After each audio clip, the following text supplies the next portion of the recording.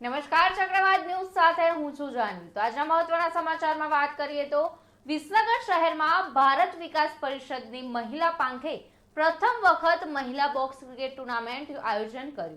કડા road પર 7 star box cricket ખાતે યોજાયેલી આ ટુર્નામેન્ટમાં 35 જેટલી મહિલાઓએ ઉત્સાહથી ભાગ લીધો। સંયોજિકા હેમાબેન સોની, સહસંયોજિકા મનીષાબેન પ્રજાપતિ અને રશ્મિબેન ગુપ્તા સહિત મહિલા સભ્યોએ ખેલદિલી દર્શાવી।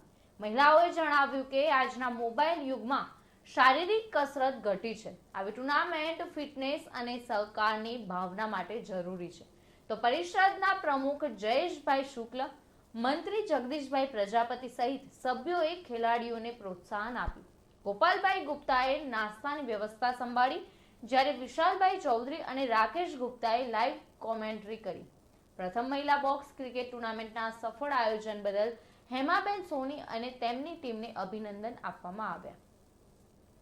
પ્રકાશ સોની સાથે ચક્રવાત ન્યૂઝ, વિસનગર।